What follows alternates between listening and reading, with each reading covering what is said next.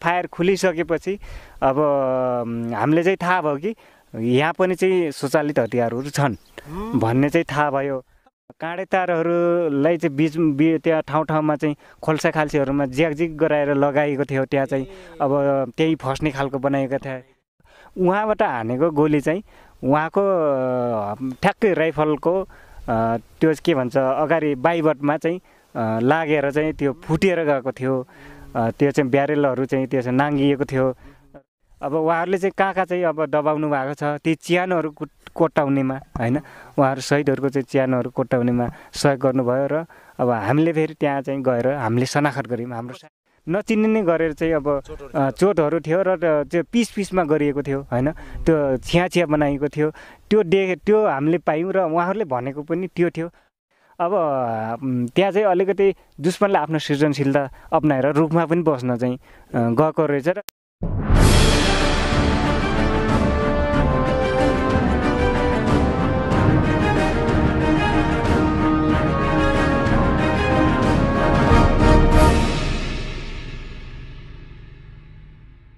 Sir अहिले पछिल्लो समय चाहिँ के गर्दै हुनुहुन्छ तपाईँ?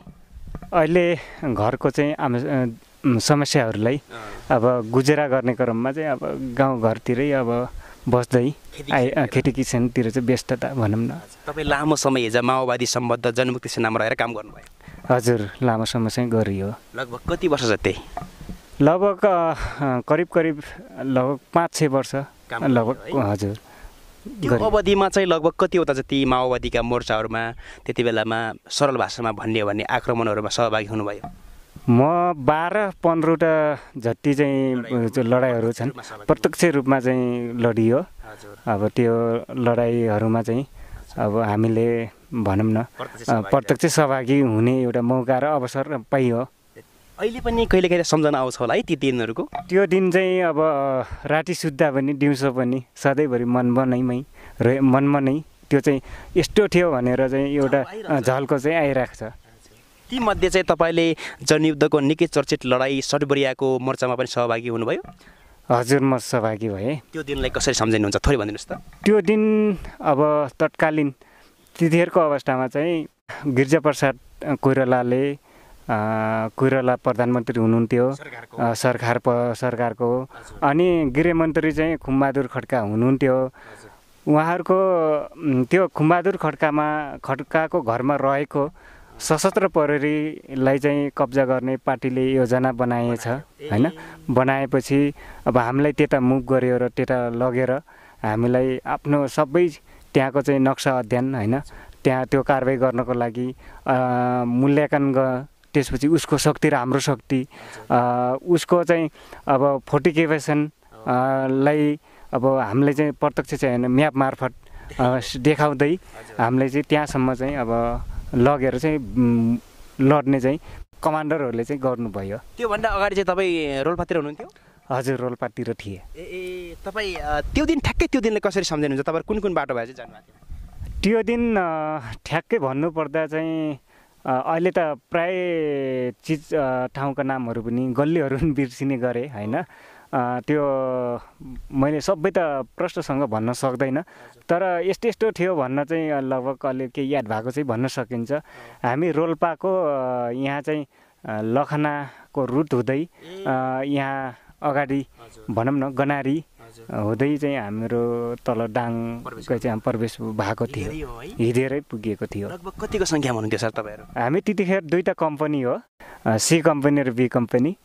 त्यतिखेर राजनीतिक कमिसार सी कम्पनीको शहीद सुनिल किमबहादुर थापा हुनुहुन्थ्यो भने बी कम्पनीको कमिसार राजबहादुर बुढा अविनाश हुनुहुन्थ्यो। उहाँहरूले चाहिँ कमान्डर चाहिँ को हुनुहुन्थ्यो? सैन्य कमानमा चाहिँ त्यतिखेर हल कमान वरुणको नै लाग्छ होइन, वरुण हुनुहुन्थ्यो। नेपेरू हुनुहुन्थ्यो, हल कमान उहाँहरूकै थियो। बेलुकी कति बजीतिर पुग्नुभयो सर दाङमा? त्यहाँ चाहिँ हामी ठ्याक्कै समय चाहिँ मलाई याद रहेन, किनकि समय लामो भयो यतिखेर चाहिँ अब ठ्याक्कै याद छैन। रातको समय हो, ती 9-10 को आसपासमै हुनुपर्छ। तपाईँहरू प्रायः चाहिँ रोल्पा रुकुमतिर खतिराखेको सेनाहरू होइन, तपाईँ दाङतिर झर्दाखेरि चाहिँ कस्तो लाग्यो? मनमा चाहिँ कस्तो कुराहरू खेलिरहेको थियो? त्यहाँ गएर चाहिँ केही अनुभव लिनुपर्छ भन्ने चाहिँ लिन पाए कस्तो हुन्थ्यो त हामीले मान्छेले चाहिँ अलिकति नयाँ ठाउँको चाहिँ अलिकति अनुभव लिन चाहिँ निकै चाहिँ त्यतिखेरको अवस्थामा चाहिँ कौतूहलता पनि थियो र हामी चाहिँ तराईमा पनि लड्नलाई चाहिँ अभ्यास गर्नुपर्छ। भोलिको दिनमा चाहिँ तराईमै हुनसक्छ, गाउँबाट सहर घेर्दै अब चाहिँ पुरा चाहिँ जाने कुरो थियो त्यो बेला त होइन। त्यो भएको कारणले चाहिँ अब सहरतिर नै बढी चाहिँ लड्न पाए हुन्थ्यो। त्यो अवसर कहिले मिल्ला भन्ने चाहिँ हामी त्यो दिनको त्यो घडीको चाहिँ प्रतीक्षामा थियौँ। सबै टिम चाहिँ एउटै बाटो भएर जानुभयो, सिङ्गो टिम?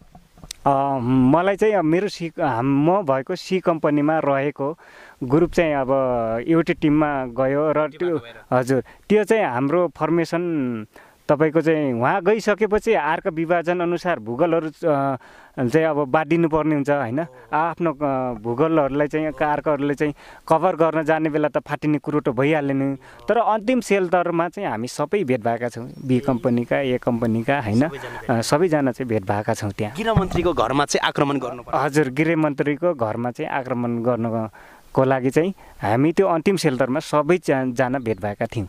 लगभग कति बजीतिरबाट सुरु भयो सर लडाइँ? लडाइँ चाहिँ त्यही लाग्छ मलाई अब त्यो 9-10 आसपासमा हुनुपर्छ, किनकि त्यहाँ अब एउटा त्यहाँ चाहिँ साधारणहरू चाहिँ अब आवत जावत गर्ने गाडीहरू चाहिँ एकदमै चाहिँ चलिराख्ने र पुलिस त्यो सशस्त्र बलले चाहिँ अब त्यहाँ चाहिँ चेक गर्ने भएको हुँदा अब त्यहाँ अब हाम्रो चाहिँ जो योजनाहरू छन् त्यो सुरक्षित गर्नुपर्ने थियो हामीले र कारबाही चाहिँ अब हामी सफलतापूर्वक चाहिँ गरेर चाहिँ हामी फर्किनुपर्ने हाम्रो योजना त्यो थियो। त्यो भएको कारण नै हामीले अब त्यो अलिकति चाहिँ 9-10 के आसपासमा हुनुपर्छ भन्ने मलाई लाग्छ। यतिखेरको अवस्थामा मैले चाहिँ ट्याक्कै यो यतिखेर भन्ने चाहिँ थिएन।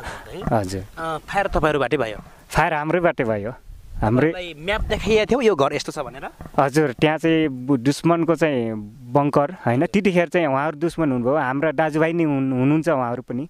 हाम्रो देशको चाहिँ अब सरकारले चाहिँ नि हामीलाई र उहाँहरूले चाहिँ वर्ग गराएको थियो, तर चाहिँ हामी दोषी होइनौँ, उहाँहरू पनि दोषी होइन। सरकारले त्यो बनाएको थियो होइन, लडाइएको थियो। त्यो भएकै कारण चाहिँ अब उहाँहरूले हामीले दुश्मन भन्न बाध्य बनाउनु भएको थियो।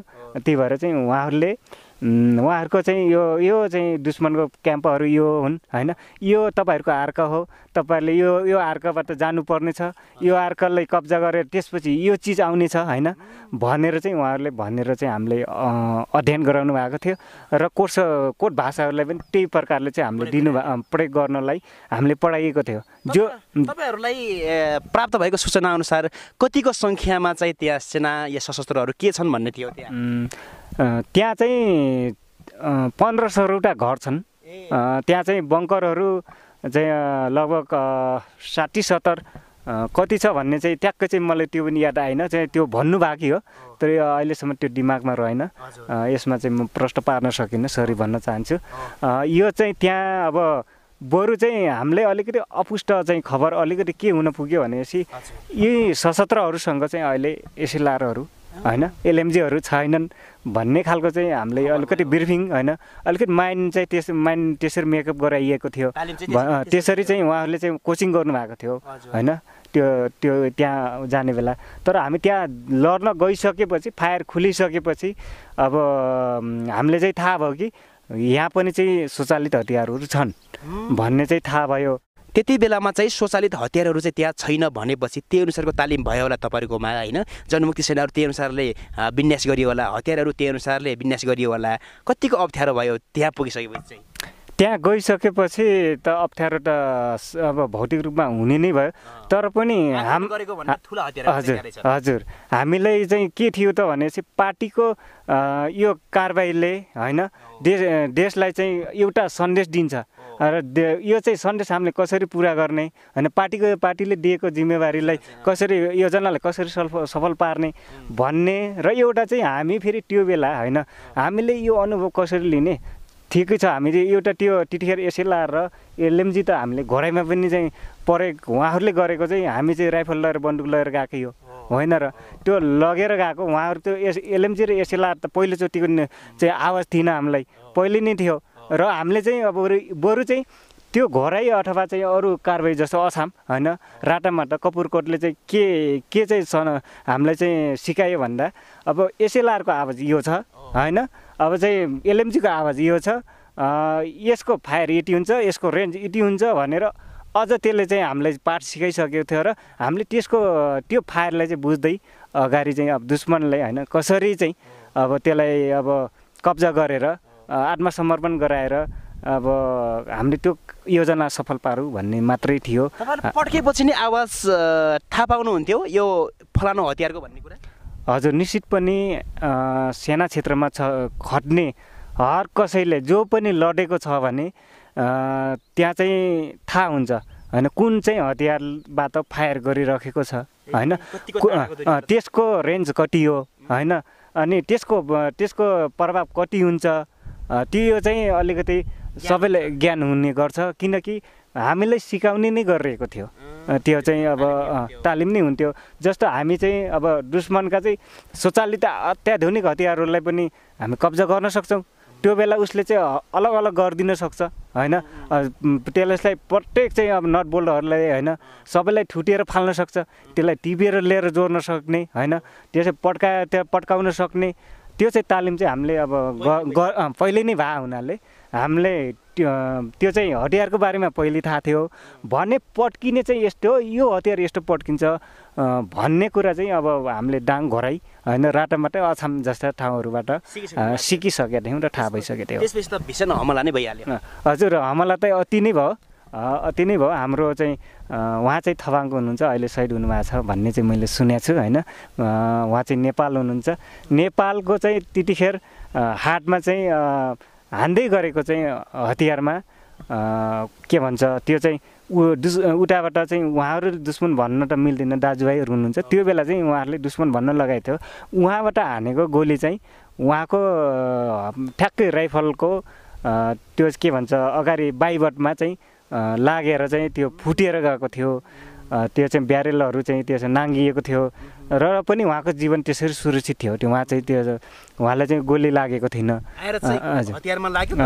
मान्छेले लागेन मान्छेले समातेको हतियार पनि त्यसरी चाहिँ लागेको थियो भीषण भएको थियो होइन त्यहाँ चाहिँ थुप्रै अब भनौँ न काँचिलाका काँडाहरू त्यहाँहरू थिए तिनी थुप्रै कराब्लिङ गर्दाखेरि त्यहाँका चाहिँ अब काँडे तारहरूलाई चाहिँ त्यहाँ ठाउँमा चाहिँ खोल्सा खाल्सीहरूमा ज्याकजिक गराएर लगाएको थियो त्यहाँ चाहिँ अब त्यही फस्ने खालको बनाएको थियो त्यहाँ चाहिँ त्यस्तो बनाएको ठाउँमा चाहिँ अब हामी चाहिँ अब क्राभलिङ गर्दै थुप्रै अब चाहिँ अब होइन गोली लाग्नेहरू साथीहरू त झन् लाग्ने नै भइगयो नलाग्नेहरू पनि कस्तो थियो भन्दा अप्ठ्यारो थियो धेरै चाहिँ अब आफ्नो शरीरमा चाहिँ त्यस्ता होइन काँडे तारका काँडाहरू गाडिदिँदा पनि सहनुपर्ने थियो।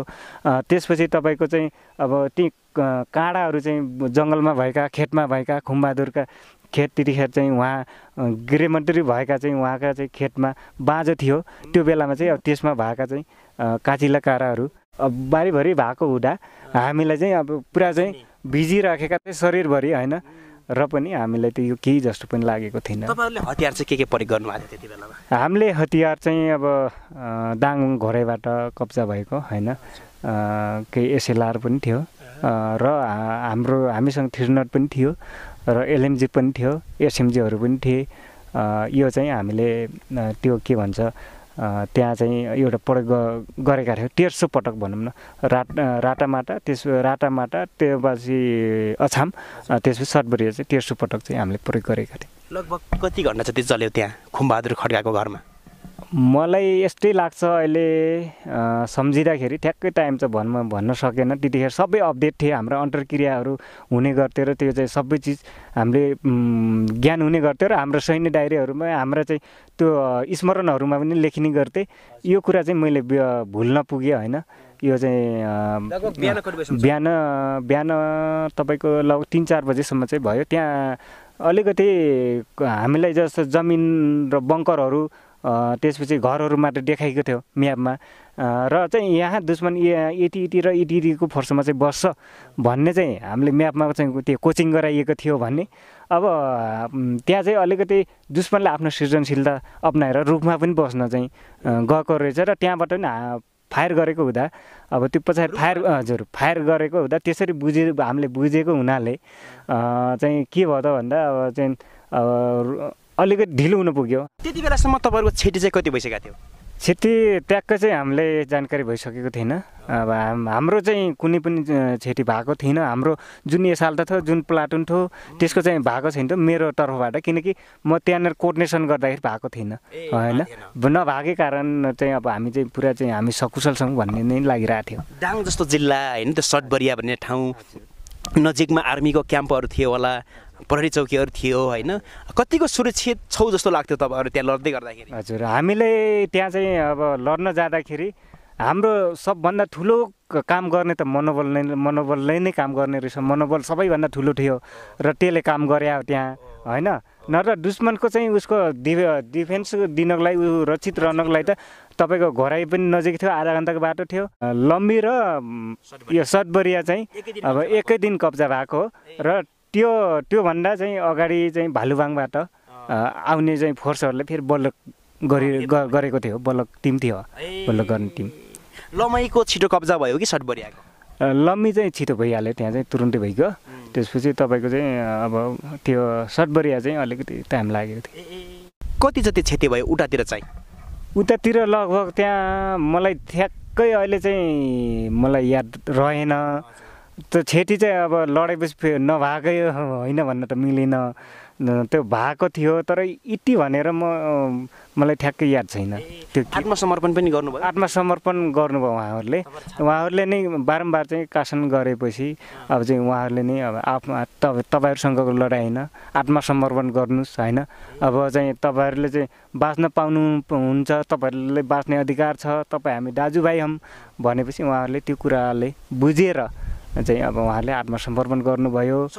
सशस्त्र प्रहरी क्याम्प हो चाहिँ आत्मसमर्पण गरेपछि त अब सबै कब्जा भइहाल्यो नि होइन र। अलिकति अगाडि पनि कुरा झिक्नुभयो, त्यो सटबरियामा चाहिँ खुमबहादुर खड्का जो तत्कालीन गृहमन्त्री हुनुहुन्थ्यो होइन, अहिले चाहिँ उहाँ हुनुहुन्न होइन, नेपाली काङ्ग्रेसको प्रभावशाली नेता पनि हुनुहुन्थ्यो।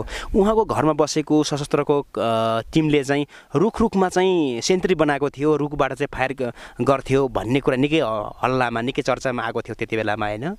तपाईँ पनि पर्नुभएको? हजुर, म पनि थिएँ। प्रत्यक्ष चाहिँ अब हाम्रो शक्तिले पनि त्यो रुखबाट हानेको चाहिँ थाहा पाइसकेपछि ल रुखमा पनि क्लियर गर भन्ने फेरि आदेश चाहिँ आइसकेपछि त्यो आदेशको फेरि अब गुरेपछि हामीले त त्यो बेला त हामीले भनौँ न कहीँ बेला जुङ्गुरा कोर्या जस्तै कुनै पनि चाहिँ चिजलाई नराखेर कोर्दै जाने हो होइन, पुरा चाहिँ त्यो सक्दै जाने हो, हामीले चाहिँ क्लियर गर्दै जाने हो। त्यसरी चाहिँ सफा गर्दै जाने भएको हुनाले हामीले त्यो क्लियर गर्ने झन् अझै राम्रोसँग चाहिँ अब थाहा भयो हुनाले क्लियर गर्न पायौँ रुखमा पनि।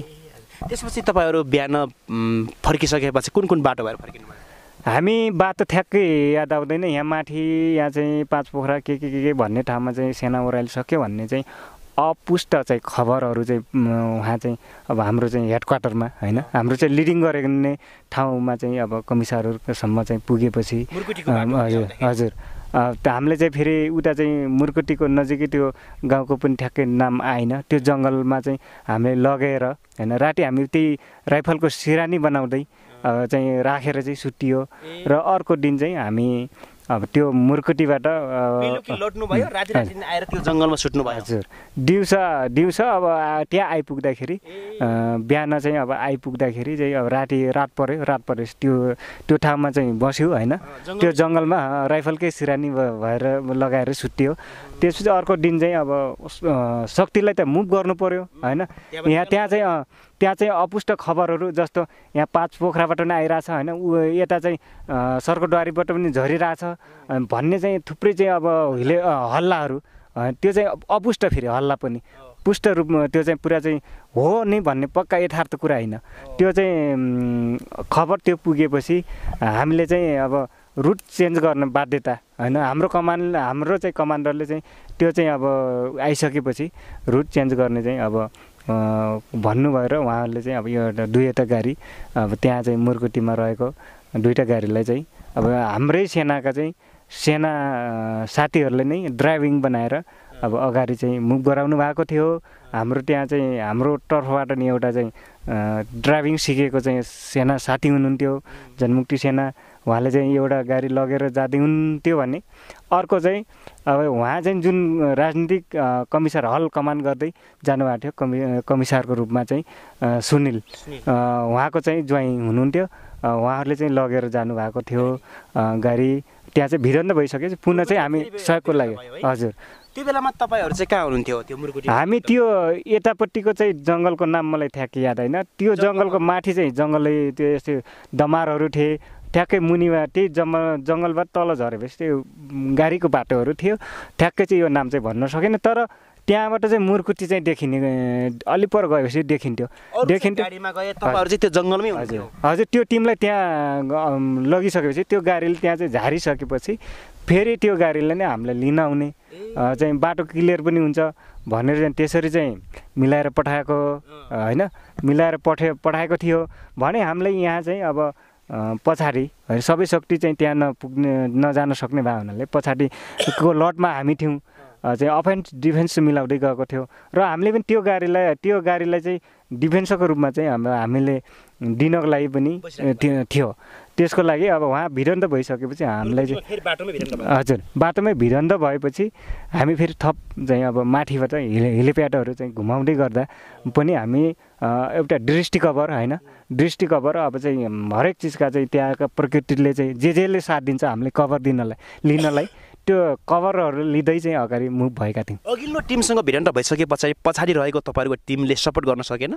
सपोर्ट हामीले पनि गएर चाहिँ त्यो अब त्यहाँ चाहिँ हामी पैदल जाने र अब उहाँहरू गाडीमा गएको चाहिँ अलिकति त्यहाँ चाहिँ लगभग भनौँ न झन्डै 1 किलोमिटर अपुग ठाउँमा चाहिँ पुगिसक्नु भएको थियो हामी बसेकोदेखि। त्यहाँ जाँदाखेरि पैदल जाँदै गर्दाखेरि जति चाहिँ हामीले चाहिँ उहाँहरूले चाहिँ अब डिफेन्स दिनुपर्ने हो त्यो प्रकारले चाहिँ अलिकति हुन सकेन। तर पछाडि चाहिँ लखती उहाँहरूले चाहिँ जब चाहिँ आक्रमण गर्ने उहाँहरूले सिद्धाउने जुन खालको चाहिँ उसको चार्न सक्थ्यो होइन, लखती चाहिँ गर्न सक्थ्यो। तर चाहिँ हामीले अब पछाडि हामी जाँदाखेरि उसको ध्यान पनि विकेन्द्रीकृत भयो। पछि चाहिँ अब हामीले चाहिँ उहाँहरूले चाहिँ त्यसरी अलिक केही साथीहरूलाई चाहिँ सुरक्षित गर्न सक्यौँ। दुईवटा गाडीमा अघिल्लो टिम छुट्यो, पछाडि चाहिँ तपाईँहरू कतिको सङ्ख्यामा हुनुहुन्थ्यो त्यो जङ्गलमा? हामी लगभग एउटा कम्पनी जति गएको थियो, एउटा कम्पनी जति थियो होला। 150 जना? हजुर हजुर हजुर हजुर। तपाईँहरू चाहिँ पछाडि केही मात्रामा भयो भने डिफेन्सै दिनु? केही फेरि 150 भन्दा केही थियौँ होला। हेड क्वार्टर पनि थियो, किनकि हेड क्वार्टर चाहिँ त्यसको एचपी ग्रुपहरू होइन, डक्टरहरू एचपी ग्रुप, तपाईँको चाहिँ अब त्यहाँ कमिसार ग्रुप होइन, कमान ग्रुप, त्यो चाहिँ हेड क्वार्टरमै गनिने गर्थ्यो। त्यो चाहिँ त्यसमा चाहिँ हेड क्वार्टर ग्रुप पनि भएको हुनाले चाहिँ अलिकति चाहिँ मान्छे अलिकति केही सङ्ख्यामा थियौँ हामीहरू। अब मुर्कुटीमा चाहिँ शहीद भएका तपाईँका सहयोद्धाहरूलाई उठाउन सकिएन भन्ने छ नि है?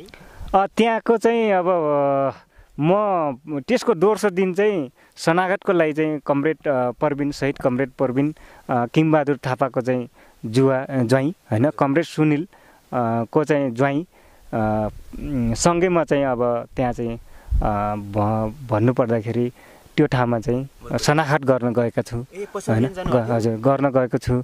त्यो बेला चाहिँ अब त्यहाँका स्थानीयवासीहरूले अब उहाँहरूले चाहिँ दबाइसक्नु भएको रहेछ होइन।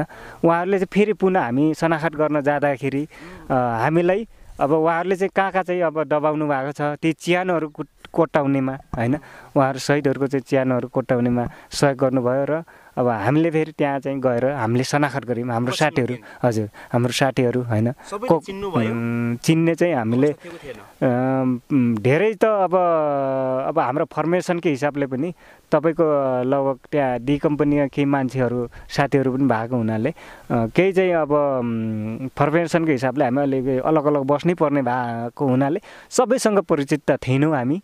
तर परिचित भएका जतिलाई चाहिँ हामीले चिन्यौँ। जस्तो हामीले हाम्रै कम्पनीबाट रुकुम पर्छ उहाँको घर, उहाँको जनवादी विवाह थियो। कमरेड मनोजको श्रीमती कमरेड रश्मिलाको चाहिँ हामीले प्रष्टसँग चाहिँ चिन्यौँ होइन। त्यस्तै अरू साथीहरू पनि अब चिन्ने साथीहरूलाई चाहिँ त्यसरी चिन्दै गयौँ हामीले। सबैले कोले चिन्छ भने हजुर 14 जना हो नै जस्तो लाग्यो मलाई पनि, ट्याक्कै थाहा भएन। तपाईँहरू जाँदाखेरि चाहिँ त्यही दिन नै स्थानीयहरूले चाहिँ शनाखत गरिसक्नु भएको रहेछ? त्यहाँ घटना घटिसकेपछि अब हामी पनि अब त्यो ठाउँमा चाहिँ डिफेन्स दिएर हाम्रो साथीहरू चाहिँ रिट्रिट हुनुभयो भन्ने हामीलाई पनि अब अनुमान भइसकेपछि हामी त्यहाँबाट फेरि हामी रिट्रिट भयौँ। रिट्रिट भइसकेपछि अब हरेक भनौँ न होइन जनतासँग त्यसो पार्टीसँग कोर्डिनेसन पनि त्यो चाहिँ नि अब रहिरहन्थ्यो हर पल नै होइन। त्यही भएको हुँदा चाहिँ अब हामी कोर्डिनेसन गर्दै गर्दै आउँदै गर्दाखेरि आइराखेका थियौँ। आउने बेला चाहिँ अब हामीलाई फेरि त्यही भित्र सेनाकै भित्रबाट पनि सनाखत गर्नको लागि हामीलाई चाहिँ अब चुनियो र हामी फेरि दोबारा चाहिँ सनाखत गर्न गएका थियौँ। कतिजना जति जानुभएको थियो? हामी त्यहाँका चाहिँ स्थानीय एरिया पार्टीका केही साथीहरू र हामीहरू सेनाबाट 2 जना क्लियर थाहा छ, 1 जना को हुनुहुन्छ याद आउन सकेन यतिखेरको होइन। तत्कालै चाहिँ अब 10-15 वर्ष भइसक्यो त्यसकारण चाहिँ याद आउन सकेन। हजुर त्यहाँ चाहिँ म परेको हुँदा मैले चाहिँ त्यो चाहिँ याद छ। त्यति बेलामा मुर्कुटी गाउँको अवस्था के थियो? त्यति बेला जनताहरूले कस्तो खालको प्रतिक्रिया दिनुहुन्थ्यो तपाईँहरू पछिल्लो दिन गएर सनाखत गर्दै गर्दाखेरि? हजुर त्यहाँ चाहिँ त्यहाँका जनताहरूले चाहिँ त्यो गाडीलाई अब आवाज लगाएको बोलाएको होइन सबै चाहिँ गर्नुभएको रहेछ होइन। जनता हजुर यहाँ चाहिँ रक्तपात नहोस्, जनता चाहिँ नमरुन् होइन, कसै पनि नेपाली दाजुभाइहरू यहाँ चाहिँ नमरुन् भन्ने हिसाबले चाहिँ उहाँहरूले बचाउन खोज्नु भएको रहेछ। हुँदाहुँदै पनि हाम्रो साथीहरू गाडीका आवाजहरूले होइन एउटा ड्राइभिङले त्यो सुन्न नसक्छ। अर्को कुरा फेरि तपाईँको अब हामी चाहिँ पनि त्यो गाडीमा चढेर केही बजारसम्म पुग्छौँ कि भन्ने हिसाबले त्यस्तो बुझाइ भएर चाहिँ त्यहाँ घटना गर्न पुगेको हो। पछि चाहिँ सबैजनाले फेरि अर्को पटक खाडलबाट निकाल्नु भयो? हजुर अर्को पटक खाडलबाट निकाल्दै फेरि सनाखत गर्दै फेरि हाम्रो पार्टी हामीले चाहिँ डाटा लिँदै होइन को हुनुहुन्न रहेछ त भन्ने उहाँको सहितको चाहिँ नामहरू लिँदै अब उहाँहरूको चाहिँ अब एउटा दोसल्ला होइन हाम्रो चाहिँ पार्टीको झन्डाले ओराएर त्यो फेरि चाहिँ त्यसलाई चाहिँ फोटो लिँदै त्यसलाई चाहिँ अब हामीले अब हाम्रो जो हेड क्वार्टरले चाहिँ जिम्मा दिएको थियो त्यो चाहिँ जिम्मेवारी हामीले पुरा गऱ्यौँ। हामीले त्यहाँसम्म आएर चाहिँ हामीले ल्याउन सफल भयौँ। धेरै त्यहाँ सघाउनु भयो, अहिले पनि सम्झिराखेको छु। पछिल्लो दिन तपाईँहरू जानुभयो, त्यति बेलामा त गाउँलेहरूले त्यहाँको स्थानीय पार्टी कमिटीहरूबाट पनि केही हल्लाखल्लाहरू सुन्नुभयो होला होइन? त्यति बेलामा त्यहाँ चाहिँ घाइते भएर छुटेका तपाईँका सहयोद्धाहरू या जनमुक्ति सेनाहरूलाई पनि विवश तरिकाले हत्या गरिएको भन्ने छ होइन? कतिको सत्य हो सर? तपाईँ त्यहाँ प्रत्यक्ष रूपमा खट्नुभएको नाताले के थाहा पाउनुभयो? तपाईँको कारणले चाहिँ के सुन्यो पछिल्लो दिन? म त्यहाँ चाहिँ घटना भइसकेपछि जाँदाखेरि सनाखतको लागि जाँदाखेरि र त्यहाँका चाहिँ स्थानीय चाहिँ जनसमुदायहरूले चाहिँ के भन्नुभयो भन्दा अब यहाँ चाहिँ अब कोही साथीहरू घाइते हुनुहुन्थ्यो, उसलाई चाहिँ सङ्गिनले चाहिँ अब विवश ढङ्गले होइन अब चाहिँ तिनीहरूलाई चाहिँ अब नचिनिने गरेर होइन हामीले चाहिँ त्यो सनाखतको लागि जाँदाखेरि पनि नचिनिने गरेर चाहिँ अब चोटहरू थियो र त्यो पिसमा गरिएको थियो होइन, त्यो छिया बनाइएको थियो। त्यो हामीले पायौँ र उहाँहरूले भनेको पनि त्यो थियो। यो चाहिँ उहाँहरूको कुरा र हाम्रो कुरा र हामीले देख्दाको कुरा ट्याक्क मिल्छ, त्यो चाहिँ हो। हजुर विवश तरिकाले चाहिँ हत्या गरिएको थियो।